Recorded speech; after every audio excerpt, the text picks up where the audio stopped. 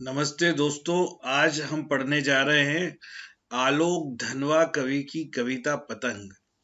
पतंग कविता के बारे में बहुत सारे विद्यार्थियों ने और शिक्षकों ने मुझसे कहा कि सर ये कविता बड़ी बोरिंग लगती है, इसमें बहुत सारी पंक्तियां ऐसी है जिनका एग्जैक्ट अर्थ और भाव हम ठीक से समझ नहीं पा रहे हैं और समझा नहीं पा रहे हैं। तो ऐसी कई पंक्तियां इसमें हैं जिसका अर्थ समझने में बच्चों को और टीचर्स को भी समझाने में कुछ परेशानियों का सामना करना पड़ रहा है। आपको बेहद सरल तरीके से आइए हम इसको समझाते हैं। आइए हम सीधे कविता पर आते हैं, कविता का भावार्थ समझते हैं, उसमें निहित काव्य सौंदर्य को देखते हैं। सबसे तेज बौछारें गई, भादो गया, सवेरा हुआ, खरगोश की आंखों जैसा लाल सवेरा, शरद आया पुलों को पार करते हुए, अपनी नई चमकीली साइकिल तेज चलाते हुए, घंटी बजाते हुए जोर जोर से, चमकीले इशारों से बुलाते हुए, पतंग उड़ाने वाले बच्चों के झुंड को चमकीले इशारों से बुलाते हुए और आकाश को इतना मुलायम बनाते हुए कि पतंग ऊपर उठ सके, दुनिया की सबसे हल्की और रंगीन चीज उड़ सके, दुनिया का सबसे पतला कागज उड़ सके, बांस की सबसे पतली कमानी उड़ सके, कि शुरू हो सके सीटियों और किलकारियों और तितलियों की इतनी नाजुक दुनिया। ये पहला पैराग्राफ है, समझते हैं इसको। देखो दोस्तों, सबसे तेज बौछारे गई, भादो गया। भादो गया का क्या मतलब है, हमें जानना होगा कि भादो क्या है। भादो भाद्रपद के महीने को कहते हैं।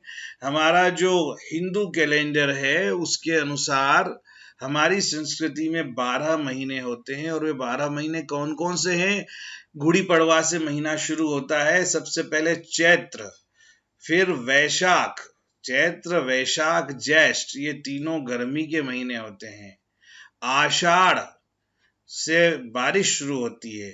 श्रावण यानी सावन का महीना दूसरा महीना होता है वर्षा ऋतु का, जिसमें खूब वर्षा होती है। और तीसरा महीना होता है वर्षा ऋतु का भाद्रपद यानी भादो, जिसकी चर्चा कविता में की गई है।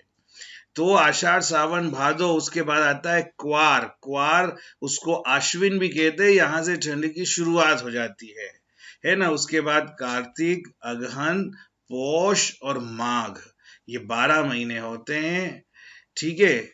उसके बाद माघ होता है, उसके बाद फिर चैत्र वैशाख ज्येष्ठ आषाढ़, इस प्रकार से शुरू होते हैं। तो भाद्रपद का जो महीना होता है यानी भादो का महीना, इसमें खूब तेज वर्षा होती है। इतनी तेज वर्षा होती है, कई कई दिनों तक वर्षा होती है कि आसमान में बादल कई कई दिनों तक घने बादल छाए रहते हैं, सूर्य के दर्शन कई दिनों तक नहीं होते, है ना। प्रातः काल का समय आता है, संध्या काल भी हो जाता है, लेकिन सूर्य नहीं दिखाई देता, तो पता नहीं चलता कि प्रातः है या संध्या है। सुबह शाम का कोई अंदाज नहीं रहता। इसलिए यहां कहा गया है कि सवेरा हुआ। सवेरा होने से यहां मतलब है कि सूर्य का उदय हुआ, पूर्व दिशा में लालिमा दिखाई दी, है ना। सबसे तेज वर्षा की बौछारें गिराने के बाद भादव का महीना बीत गया, और जब शरद ऋतु का प्रारंभ का संकेत हुआ तो सवेरा हुआ। पूर्व दिशा में खरगोश की आंखें जैसी हल्की लाल होती है, उसी लालिमा को लेते हुए सवेरा हुआ, भोर हुआ, और पूर्व दिशा में आसमान उसी प्रकार का लालिमा लिए हुए दिखाई दिया। और अब क्या हुआ, ऐसा लगा कि शरद आ गया। शरद आया पुलों को पार करते हुए। कैसे आया, जैसे हम एक स्थान और दो स्थान को जोड़ने के लिए जो पुल होती है, उसे पार करते हुए दूसरे स्थान पर पहुंच जाते, उस पार पहुंच जाते हैं। ठीक है। ठीक उसी तरह ऋतुओं को पार करता हुआ शरद ऋतु का मौसम आया। तो ऋतुओं का जो पुल होता है ना, उस पुल को पार करता हुआ, तो ये जो भाद्रपद का महीना बीतता है तो आश्विन का महीना जो है एक पुल की तरह होता है, जो वर्षा ऋतु के बीतने और शरद ऋतु के प्रारंभ होने का पुल होता है।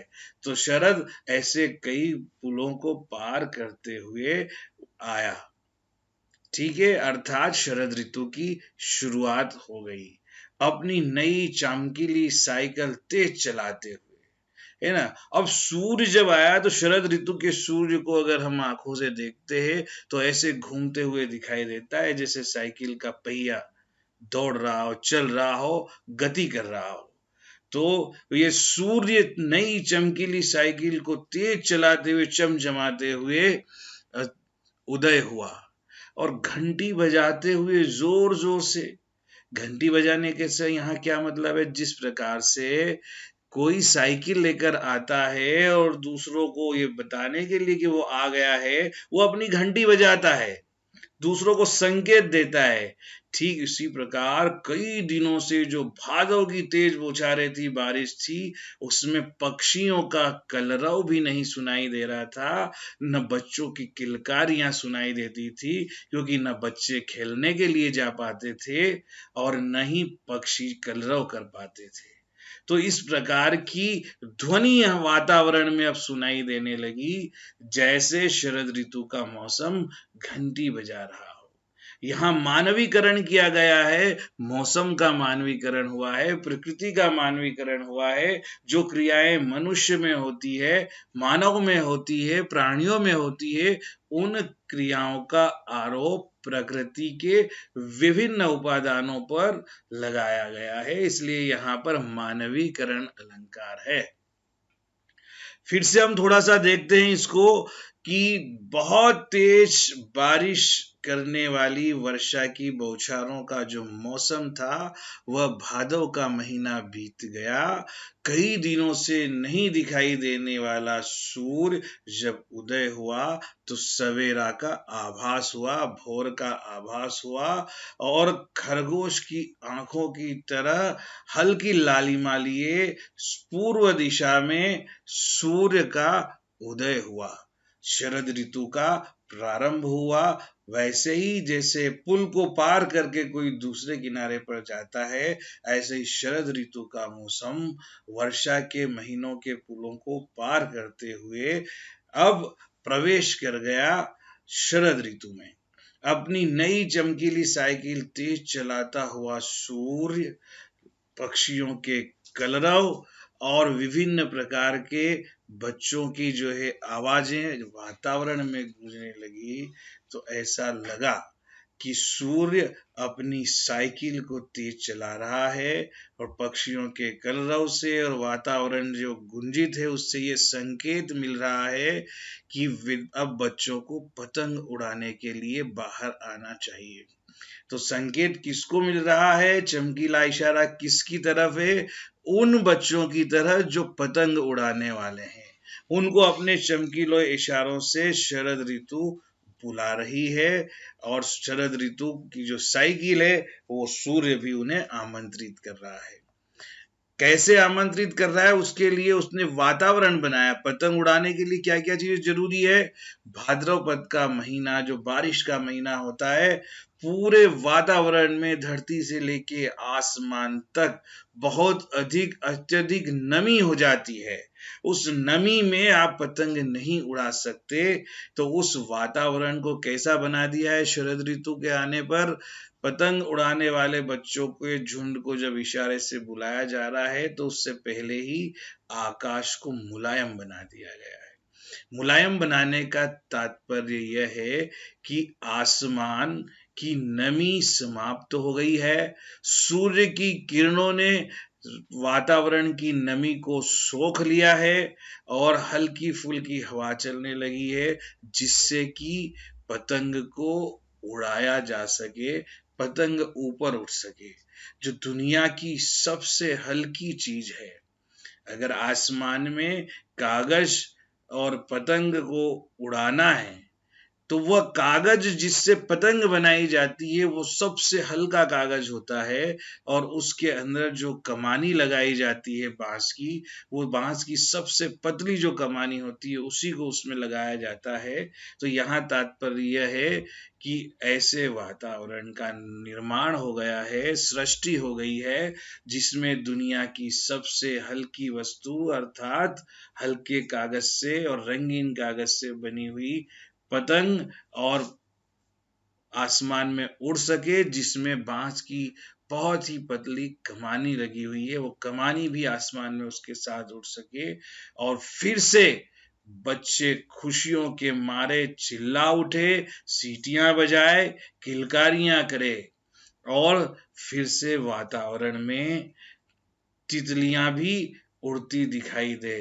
ऐसी तितलियों की कोमलता की तरह पतंगे भी कोमल है, और यह जो नाजुक, यह कोमल संसार है पतंगों का, इसका फिर से सृष्टि हो, फिर से दिखाई दे।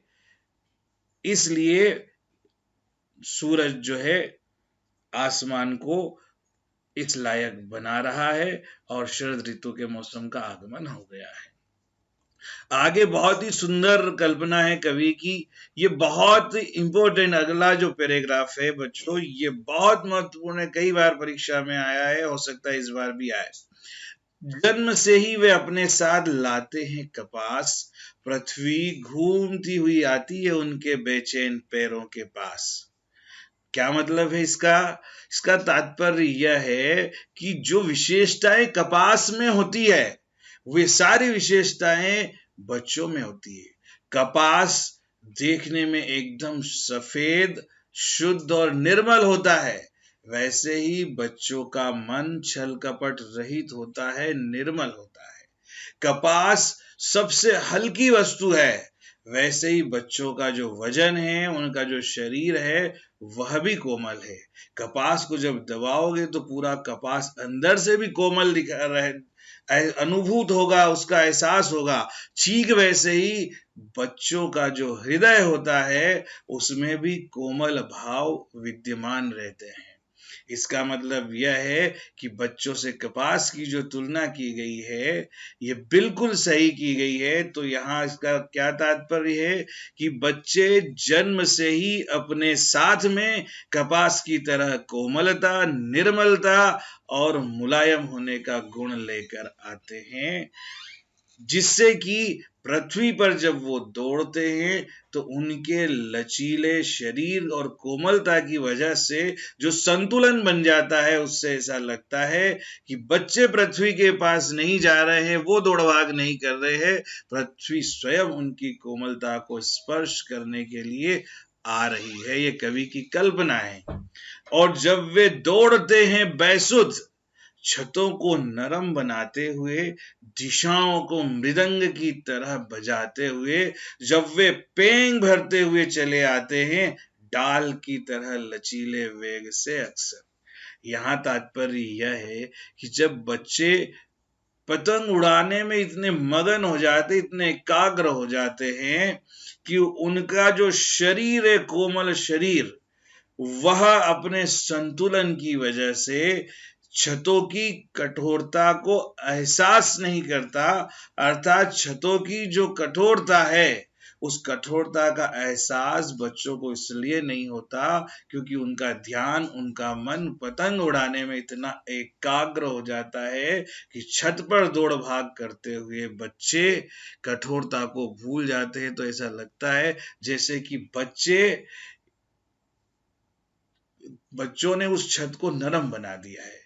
यानी छत तो कठोर होती ही है, लेकिन उसकी कठोरता का एहसास बच्चों को नहीं होता। तो लगता है कि बच्चों ने उस छत को जैसे नरम बना दिया है, बच्चों के लिए वो छत जैसे कोमल हो गई है। यहाँ यह तात्पर्य है। और दिशाओं को मृदंग की तरह बजाने का क्या मतलब है? बच्चे जब वे चारों दिशाओं में छत पर दौड़ भाग करते हैं और अपनी एकाग्रता की वजह से इतने मग्न हो जाते हैं कि उन्हें किसी भी प्रकार की छत की कठोरता का, खतरे का ध्यान नहीं होता, और धम धम करते हुए छत की जो ध्वनि होती है और बच्चों की जो आवाज निकलती है, तो वो सभी दिशाओं में इस प्रकार गूंज जाती है जैसे मृदंग नामक वाद्य की ध्वनि दिशाओं में फैलती है। वैसे ही उन बच्चों के पतंग उड़ाते समय छत पर घूमने से और आवाज लगाने से जो ध्वनि उत्पन्न होती है, वो लगता है कि मृदंग की तरह दिशाओं को गुंजायमान कर रही है। और जब वे पेंग भरते हुए चले आते हैं डाल की तरह लचीले वेग से, अक्सर जैसे एक डाल से दूसरी डाल पर कोई जाता है उछल कूद करते हुए, तो उस डाल में जो लचीलापन होता है और जो उसका वेग होता है, जो उसकी गति होती है, ठीक उसी प्रकार बच्चे भी छत पर इधर से उधर उछल कर कूद कर चले जाते हैं। कहाँ तक चले जाते हैं? उन्हें पतंग उड़ाने में इतना भी ध्यान नहीं रहता कि वो छत के खतरनाक किनारे तक पहुंच गए हैं जहां से वो गिर सकते हैं, लेकिन चूंकि उनका हृदय पतंग उड़ाने में न केवल एकाग्र और मगन हो जाता है, बल्कि उनका शरीर भी इतना रोमांचित हो जाता है, वो इतना खुशी का अनुभव करते हैं, अपार हर्ष का अनुभव करते हैं, तो उनके शरीर का जो यह गुण है, यह संगीतात्मकता है, इसकी वजह से जो संतुलन बनता है, वो संतुलन ही उन्हें छत पर गिरने से बचा लेता है ना। यहाँ पे रोमांचित शरीर का संगीत का क्या तात्पर्य है कि कोई भी व्यक्ति जो संगीत का रियाज करता है, संगीत का अभ्यास करता है और संगीत की साधना करता है, वो इतना एकाग्र और ध्यान मग्न हो जाता है कि उसका जो संतुलन और उसका भाव पूरी तरह से संगीत में डूब जाता है। उसे अत्यंत ही उस संगीत में हर्ष और आनंद का जो अनुभव होता है, वही अनुभव बच्चों को पतंग उड़ाते समय होता है। वही साधना की तरह वो भी जो है पतंग को साधते हैं, आसमान में उड़ती हुई पतंग को। जब फड़फड़ करके पतंग आसमान में उड़ती है, तो फड़फड़ की जो ऐसे होती है जैसे कि वह फड़फड़ की ध्वनि ऊंचाइयों के साथ उस पतंग की धड़कन हो, और वो धड़कन, वो उसका फड़फड़ करना और आसमान में ऊपर उठना, वो धड़कती हुई ऊंचाई महज एक धागे के सहारे संतुलित हो रही है। तो वह जो संतुलन है एक धागे के साथ उस पतंग को उड़ाना, वो जो एकाग्रता है, लगता है कि स्वयं बच्चे भी उस पतंग के साथ उड़ रहे हैं, उस पतंग की ऊंचाइयों के साथ वे भी आसमान को छू रहे हैं अपने रंध्रों के सहारे। अपनी भावनाएं, अपने सूक्ष्म भाव और अपने हृदय की जो इच्छाएं हैं, मन की इच्छाएं हैं, इस प्रकार से वो एकाग्र हो जाते हैं कि जैसे उनके रोम रोम जो रंध्र है, वो रोम रोम जो है उनके सारे रंध्र खुल जाते हैं, और रोम जब खड़े हो जाते हैं, तो विद्यार्थी बच्चे, अर्थात वे बच्चे इतने हर्षित हो जाते हैं, इतने आनंद मग्न हो जाते हैं, लगता है कि उन रंध्रों के सहारे वे स्वयं भी उड़ रहे हैं, केवल पतंग नहीं उड़ रही है। पतंग अगर नीचे आती है तो वे भी नीचे आते हैं, और पतंग अगर ऊंचे उठती है तो उनका मन और उनका हर्ष, उसका स्तर भी ऊंचा उठ जाता है। आगे देखते हैं। देखिए, छतों के किनारे बच्चे खड़े हैं। अगर वे कभी गिरते हैं छतों के खतरनाक किनारों से, अगर बच्चे कभी संतुलन उनका नहीं बना, और ऐसा कभी हुआ कि संतुलन बनाते बनाते उन खतरनाक किनारों से अगर कोई बच्चा गिर गया और गिर करके वो संभल गया और बच गया, तब तो वह पतंग को उड़ाने के लिए और भी दुगने साहस से और निर्भयता के साथ सूर्य के सामने आकर फिर उस पतंग को उड़ाने का प्रयास करता है और अधिक आत्मविश्वास और अधिक इच्छा शक्ति से वो भर जाता है, तब ऐसा लगता है कि धरती कठोर नहीं है, धरती नरम हो गई है और बच्चे पर छत पर चक्कर नहीं लगा रहे हैं या बच्चे धरती पर नहीं घूम रहे हैं, धरती स्वयं घूमती हुई दिखाई देती है और तेज गति से उनके पैरों के पास आती हुई दिखाई देती है। यहाँ एक उदाहरण हम ये भी देना चाहेंगे बच्चों कि आपने देखा होगा जब हम किसी वाहन में चलते हैं, बस में बैठे होते हैं, तो जब जिस गति के साथ बस चलती है उसी गति के साथ हमें चारों ओर धरती आसमान घूमते हुए दिखाई देते हैं। अगर गति तेज होती है तो धरती आसमान और तेज गति से घुमाई देते हैं। तो उसी का संबंध अगर हम यहाँ स्थापित करें तो पता लगेगा कि बच्चे भी जो गतिशील होते हैं छत के ऊपर, तो ऐसा लगता है कि बच्चे गतिशील नहीं है, वो छत ही गतिशील है, वही घूमकर बच्चों के पैरों के पास आ रही है। यही इस पद्यांश का भाव है। कविता यहाँ पर समाप्त होती है, लेकिन इस कविता की भाव भाषा रस छंद अलंकार पर हम संक्षेप में आइए विचार कर लेते हैं। यह जो कविता है आप देख रहे हैं, इसमें गीति तत्व विद्यमान नहीं है, इस कविता को आप गा नहीं सकते। ठीक है, वैसे गाने को चाहे तो आजकल के फिल्मों में जो गीत आते हैं उसके अनुसार इसे गाया भी जा सकता है, लेकिन अगर छंद योजना और गति यति लय सबको देखेंगे तो व्याकरण की दृष्टि से या छंद विधान की दृष्टि से इस कविता में गेयता की प्रधानता नहीं है। ठीक है, पहली विशेषता तो ये हो गई। दूसरी भाषा जो इसकी है सरल सहज खड़ी बोली हिंदी है, जिसमें बोलचाल के शब्दों का भी प्रयोग हुआ है। भादो बोलचाल का शब्द है एक तरह से, और इसमें उर्दू के शब्दों का भी प्रयोग हुआ है, तत्सम का भी हुआ है और तद्भव शब्दों का भी प्रयोग हुआ है। तो इसकी भाषा को हम कह सकते हैं कि इसकी भाषा में तत्सम तद्भव शब्दों से युक्त खड़ी बोली के शब्दों का प्रयोग हुआ है। ये इसकी भाषा हो गई। अब इसका जो भाव है, इसमें मानवीकरण अलंकार का और विभिन्न प्रकार के चाक्षुष बिंबों का बहुत ही जबरदस्त प्रयोग कवि ने किया है। इसके भाव, मुख्य भाव तो यह है कि बच्चों की जो कोमलता होती है, कोमल शरीर वाले बच्चे अपनी कोमल भावना से युक्त जब वो ध्यान एकाग्र करते हुए पतंग को उड़ाते हैं तो धरती भी उनके लिए वैसी ही कोमल हो जाती है और धरती के साथ उनका संतुलन इस प्रकार बैठता है कि वो भी जो है पतंग की ऊंचाइयों के साथ उड़ने लगते हैं। दोस्तों, इसमें जो मानवीकरण है, देखिए इसमें शरद ऋतु का मानवीकरण है, सूर्य का मानवीकरण है, आसमान का मानवीकरण है, पूरी प्रकृति का मानवीकरण है। जो शब्द जोड़ जोड़ दो बार आए हैं यहाँ पुनरुक्ति प्रकाश अलंकार है, और जहां तुलना की गई है, जैसे खरगोश की आंखों जैसा लाल सवेरा, यहाँ जहां तुलना की जाती है वहां पर उपमा अलंकार होता है।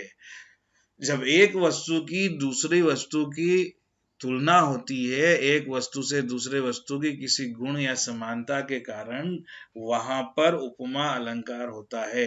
यह खरगोश की आंखों की लालिमा की सूर्योदय के समय जो आसमान होता है पूर्व दिशा में, उसकी लालिमा से तुलना की गई है, इसलिए यहाँ पर उपमा अलंकार है। इसका हमें ध्यान रखना है। भाव, अब छंद हम बात करेंगे तो यह जो एक मुक्त छंद है, कोई विशेष प्रकार का छंद जो वार्णिक या मात्रिक छंद न होकर के यह मुक्त छंद है। मुक्त छंद उसे कहते हैं जो छंद के जो विधान होते हैं मात्राओं के और वर्णों के, उन नियमों में नहीं बंधा होता है, ऐसे छंद को मुक्त छंद कहते हैं।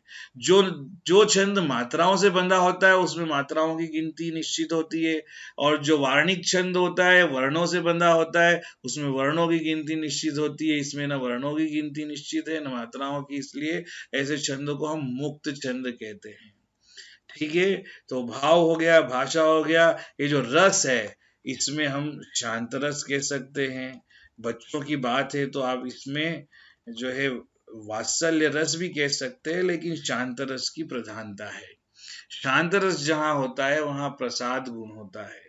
तो अब भाव हो गया, भाषा हो गई, रस हो गया, छंद हो गया, अलंकार आपको बता दिए। जहां जहां वर्णों की एक जैसे वर्णों की आवृत्ति है वहां पर क्या होगा, वहां पर अनुप्रास अलंकार होगा।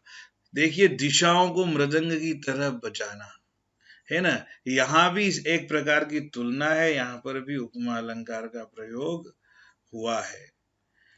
आगे देखिए, छतों के खतरनाक किनारों तक उनके ही रोमांचित शरीर का संगीत। यहाँ विशेष प्रकार के जो है भाषा का प्रयोग है, सांकेतिक भाषा यहाँ पर लगती है। और इस प्रकार से ये कविता के भाव, भाषा, रस, छंद, अलंकार को हम बता दिया। अब आइए संक्षेप में इसके प्रश्नों पर चर्चा कर लें। सबसे तेज बौछारें गई भादो गया के बाद प्रकृति में जो परिवर्तन कवि ने दिखाया है उसका अपने शब्दों में वर्णन करें। है ना, प्रकृति में जो परिवर्तन दिखाया गया है कि जब शरद ऋतु का आगमन हुआ तो भादो महीने की तेज बौछार वाली वर्षा बीत गई और शरद ऋतु का आगमन हुआ, आसमान में सूर्योदय हुआ, लालिमा लिए आसमान दिखाई दिया। और क्या परिवर्तन होते हैं, सूर्य का प्रकाश आसमान में फैलता है तो वातावरण की नमी समाप्त हो गई और पक्षी कलरव करने लगे, आसमान निर्मल हो गया। ये सारे परिवर्तन प्रकृति में होते हैं जिसका वर्णन आप कर सकते हैं। सोचकर बताएं कि पतंग के लिए सबसे हल्की, रंगीन, पतला कागज, ये सब विशेषणों का प्रयोग क्यों किया गया है।